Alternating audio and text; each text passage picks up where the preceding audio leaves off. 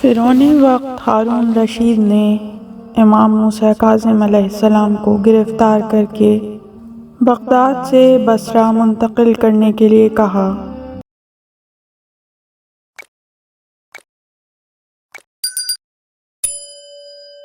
اور بصرہ کے گورنر عیسیٰ بن ابو جعفر کو قید کرنے کا حکم دیا، تو آپ کو ایک گھر میں قید کر دیا اور اس قید خانے کے دروازے بند کر دیے گئے، اور ان دروازوں کو صرف 2 حالتوں میں کھولا جاتا تھا، ایک طہارت کے لیے اور دوسرے کھانا دینے کے لیے۔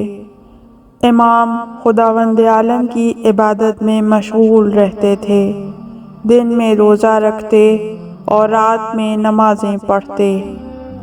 آپ نے اللہ کی عبادت میں مشغول رہنا اللہ کی نعمت جانا۔ آپ اس پر اللہ کا اس طرح شکر ادا کرتے تھے: خدایا، تو جانتا ہے کہ میں تجھ سے یہ سوال کرتا تھا کہ مجھے اپنی عبادت کا کوئی موقع فراہم کر۔ خدایا، تو نے ایسا کر دیا، لہٰذا تیرے لیے ہی حمد و ثنا ہے۔ کچھ عرصے بعد ہارون سرکش نے بصرہ کے گورنر عیسیٰ کو امام کو قتل کرنے کا حکم دیا، تو اس کو یہ بات بہت گراں گزری۔ اس نے اپنے حواریوں اور موالیوں کو بلا کر اس سلسلے میں مشورہ کیا، تو ان سب نے اس کو ایسا کرنے سے منع کیا، اور اس نے ہارون کو ایک خط لکھا جس میں یہ تحریر کیا کہ مجھے ایسا کرنے سے معاف کیجیے، جس کا مضمون کچھ یوں ہے: موسیٰ بن جعفر ایک طولانی مدت سے میرے قید خانے میں ہیں، اور میں تجھ کو ان کے حالات سے آگاہ کرتا رہا ہوں، اور میری آنکھوں نے اس طویل مدت میں امام کو عبادت کرنے کے علاوہ اور کچھ نہیں دیکھا، اور جو کچھ امام اپنی دعا میں کہتے تھے وہ بھی سنا ہے۔ انہوں نے کبھی بھی میرے اور تیرے خلاف کوئی بات نہیں کہی ہے، اور نہ ہی کبھی برائی کے ساتھ یاد کیا ہے۔ وہ ہمیشہ اپنے نفس کے لیے مغفرت و رحمت کی دعا کرتے ہیں۔ آپ جس کو چاہیں میں ان کو اس کے حوالے کر دوں یا ان کو چھوڑ دوں، میں ان کو قید کرنے سے پریشان ہو گیا ہوں۔ خط ملا تو ہارون نے عیسیٰ کو بلا کر کہا کہ امام کو بغداد میں فضل بن ربیع کے قید خانے میں منتقل کر دیا جائے۔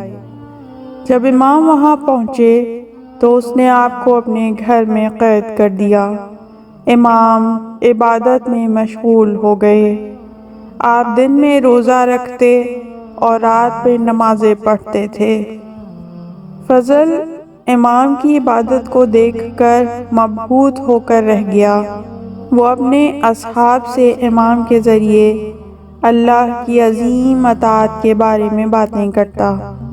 عبداللہ قزوینی جو شیعہ تھے، ان سے روایت ہے کہ ابن ربیع فضل کے پاس پہنچا تو وہ اپنے گھر کی چھت پر بیٹھا ہوا تھا۔ اس نے مجھ سے کہا، میرے قریب آؤ۔ میں اس کے قریب ہوا تو اس نے مجھ سے کہا، گھر میں دیکھو۔ جب عبداللہ نے گھر میں دیکھا تو اس سے فضل نے کہا، تم گھر کے اندر کیا دیکھ رہے ہو؟ میں نے کہا، میں ایک لپٹا ہوا کپڑا پڑا ہوا دیکھ رہا ہوں۔ صحیح طریقے سے دیکھو۔ تو میں نے ایک شخص کو سجدہ کرتے ہوئے دیکھا۔ کیا تم اس کو پہچانتے ہو؟ میں نے کہا، نہیں۔ اس نے کہا، یہ تمہارے مولا و آقا ہیں۔ میرے مولا؟ کون؟ تم میرے سامنے لا علمی کا اظہار کیوں کر رہے ہو؟ میں لا علمی کا اظہار نہیں کر رہا ہوں، لیکن میں نہیں جانتا کہ میرے مولا کون ہیں۔ فضل نے کہا، یہ ابو الحسن موسیٰ ابن جعفر ہیں۔ پھر فضل عبداللہ سے امام کی عبادت کے متعلق یوں بیان کرنے لگا، میں نے رات دن میں کوئی ایسا وقت نہیں دیکھا کہ امام کو اس حالت میں نہ دیکھا ہو جس کی میں نے تمہیں خبر دی ہے۔ امام صبح تک نمازیں پڑھتے رہتے ہیں، نماز کے بعد آفتاب کے طلوع ہونے تک دعائیں پڑھتے ہیں، اس کے بعد زوال آفتاب تک سجدے میں رہتے ہیں۔ زوال کے وقت کوئی ان کو آ کر بتاتا ہے، مجھے نہیں معلوم کہ کب غلام ان کو آ کر کہتا ہے کہ زوال کا وقت ہو گیا ہے۔ جب وہ سجدے سے اٹھتے ہیں تو تجدید وضو کے بغیر پھر نماز پڑھنے لگتے ہیں، اور میں جانتا ہوں کہ وہ سجدوں میں ہرگز نہیں سوتے، نہ ہی آپ پر غفلت طاری ہوتی ہے، اور نماز عصر تک آپ اسی طرح رہتے ہیں، اور جب عصر کی نماز سے فارغ ہو جاتے ہیں تو اس کے بعد آپ سجدہ کرتے ہیں اور سورج کے غروب ہونے تک سجدے کی حالت میں رہتے ہیں۔ جب سورج غروب ہو جاتا ہے تو آپ سجدے سے اٹھتے ہیں اور کسی احتیاج کے صادر ہوئے بغیر نماز مغرب بجا لاتے ہیں۔ آپ ہمیشہ نماز عشاء تک نماز اور تعقیبات نماز پڑھتے تھے، اس کے بعد نماز عشاء بجا لاتے، اور نماز عشاء پڑھنے کے بعد آپ کچھ تناول فرماتے، اس کے بعد تجدید وضو کرتے، پھر سجدے میں چلے جاتے، اس کے بعد سجدے سے سر اٹھاتے تو کچھ دیر کے لیے سو جاتے، اس کے بعد اٹھ کر تجدید وضو کرتے اور طلوع فجر تک نماز پڑھتے، اس کے بعد نماز صبح بجا لاتے تھے۔ جب سے میرے پاس ہیں ان کا یہی طریقہ ہے۔ جب عبداللہ نے فضل کو امام کا یہ اکرام و تکریم کرتے دیکھا تو اس کو امام کی شان میں کوئی گستاخی نہ کرنے کی یوں تاکید کرنے لگا، اللہ کا تقوی اختیار کر، اور اس سلسلے میں کوئی ایسا کام نہ کرنا جس سے تیری نعمت زائل ہو جائے، اور جان لے کسی کے لیے کوئی برائی نہیں کی مگر یہ کہ اس کی نعمت زائل ہو گئی۔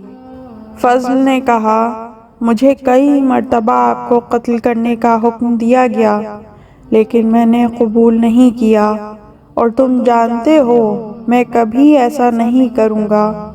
اگر مجھے قتل بھی کر دیا جائے تو بھی جو انہوں نے مجھ سے کہا وہ انجام نہیں دوں گا۔ امام قید خانے میں ایک طویل مدت تک رہنے کی وجہ سے آزردہ خاطر ہو گئے، اور آپ نے خدا سے ہارون کے قید خانے سے نجات عطا کرنے کی التجا کی۔ آپ نے رات کی تاریکی میں 4 رکعت نماز ادا کی اور خدا سے یہ دعا کی، اے میرے سید و آقا، مجھے ہارون کے قید خانے سے نجات دے، اس کے قبضے سے مجھے چھٹکارا دے، اے ریت اور مٹی سے درخت کو اگانے والے، اے لوہے اور پتھر سے آگ نکالنے والے، اے گوبر اور خون سے دودھ پیدا کرنے والے، رحم مادر میں بچے کی جھلی اور رحم سے بچہ پیدا کرنے والے، اے احشاء اور امعاء سے روح کو نکالنے والے، مجھے ہارون کے ہاتھ سے نجات دلا دے۔ اللہ نے اپنے ولی کی دعا کو مستجاب کر لیا اور آپ کو باغی ہارون کے قید خانے سے اس خواب کے ذریعے رہائی دلائی جو اس نے دیکھا تھا۔ ہارون نے امام کو دوسری مرتبہ گرفتار کر کے فضل بن یحییٰ کے قید خانے میں ڈال دیا۔ فضل نے امام کی بہت ہی خاطر و مدارات کی جس کا آپ نے بقیہ دوسرے قید خانوں میں مشاہدہ نہیں کیا تھا۔ ہارون کے ایک جاسوس نے فضل کی امام کی خاطر ان آیات کی خبر ہارون کو دی، جس کو سن کر ہارون طیش میں آ گیا۔ اس نے فضل کو وہاں سے ہٹا کر 100 تازیانے لگانے کی خاطر ایک سپاہی روانہ کیا، اور جس وقت وہ تازیانے لگانے لگا اس وقت ہارون رشید اپنے محل میں تھا۔ وہیں پر وزراء اور لشکر کے سردار اور لوگوں کا ہجوم اکٹھا تھا۔ ہارون نے بلند آواز میں کہا، لوگوں، فضل بن یحییٰ نے میری اور میرے امر کی مخالفت کی ہے، لہٰذا میں اس کو لعنت کا مستحق سمجھتا ہوں، اس لیے تم سب اس پر لعنت کرو۔ چاروں طرف سے مجمع سے فضل پر لعنت و سب و شتم کی آوازیں بلند ہونے لگیں۔ وہاں پر یحییٰ بن خالد بھی موجود تھا، جو جلدی سے ہارون کے پاس پہنچا اور اس نے یہ کہہ کر اس کو خوش کیا، اے امیر المومنین، فضل سے ایک چیز صادر ہو گئی ہے اور اس کے لیے تو میں ہی کافی ہوں۔ ہارون رشید خوش ہو گیا، اس کا غصہ دور ہو گیا اور اس نے یہ کہہ کر اپنی خوشی کا اظہار کیا، فضل نے ایک امر میں میری مخالفت کی تو میں نے اس پر لعنت کر دی ہے، اور اس نے اگر توبہ کر لی ہے تو ہم نے بھی اس کی توبہ قبول کر لی ہے، لہٰذا تم سب جاؤ۔ ہر طرف سے یہ آواز بلند ہونے لگی۔ وہ لوگ ہارون کی اس متضاد اور دوہری سیاست کی اطاعت اور تائید کر رہے تھے اور کہہ رہے تھے، اے امیر المومنین، ہم اس سے محبت کرتے ہیں جس سے آپ محبت کرتے ہیں، اور اس کے دشمن ہیں جس کے آپ دشمن ہیں۔ ہارون نے امام کو فضل بن یحییٰ کے قید خانے سے سندی بن شاہق کے قید خانے میں منتقل کرنے کا حکم دیا۔ وہ مجوسی اور بہت خبیث جلاد تھا، نہ اللہ پر ایمان رکھتا تھا اور نہ ہی روز قیامت کو مانتا تھا۔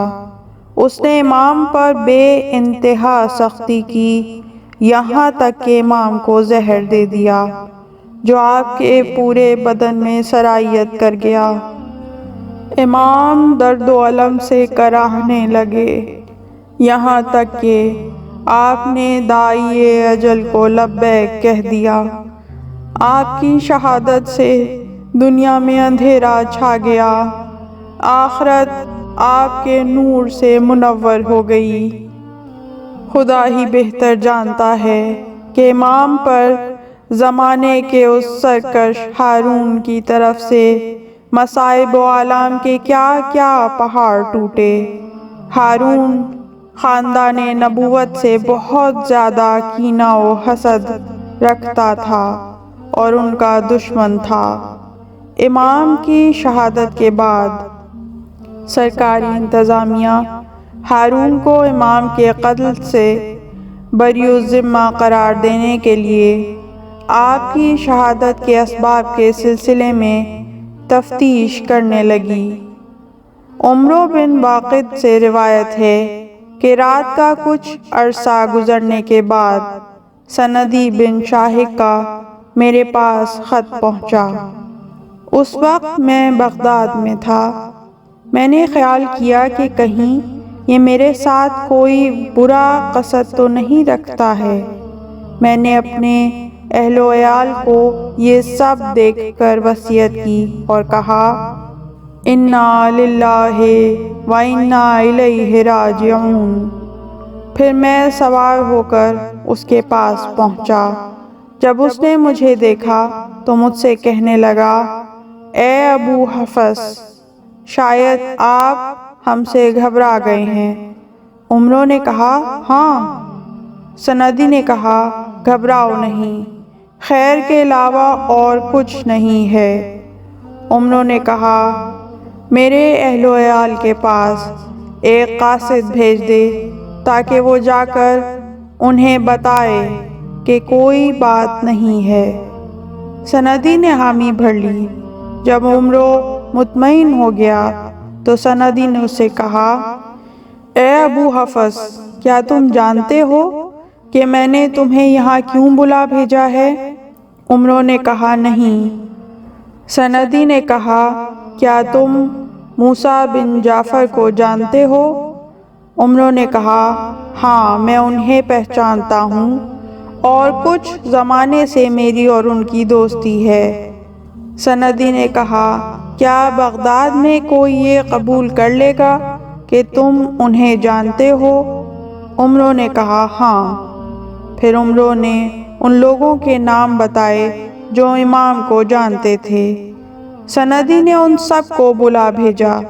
جب وہ آ گئے تو اس نے ان سے کہا کیا تم کسی ایسی قوم کو جانتے ہو جو موسیٰ بن جعفر کو پہچانتی ہے؟ تو انہوں نے اس قوم کے نام بتائے جو امام موسیٰ بن جعفر کو پہچانتی تھی۔ تو اس قوم کو بھی بلایا گیا، یہاں تک کہ پوری رات گزر گئی اور نور کا تڑکا ظاہر ہوا تو اس کے پاس 50 سے زیادہ شاہد جمع ہو چکے تھے۔ اس نے منشی سے ان سب کے نام، پتے، کام اور خصوصیات لکھوائے۔ پھر وہ وہاں سے نکلا۔ کچھ افراد اس کے ساتھ ساتھ تھے۔ تو اس نے عمرو بن واقد سے کہا اے ابو حفص، کھڑے ہو جاؤ اور موسیٰ بن جعفر کے چہرے سے کپڑا ہٹاؤ۔ عمروں نے کھڑے ہو کر آپ کے چہرہ اقدس سے کپڑا ہٹایا تو دیکھا کہ آپ کی روح پرواز کر گئی ہے۔ اس وقت سندی نے اس جماعت سے مخاطب ہو کر کہا ان کی طرف دیکھو۔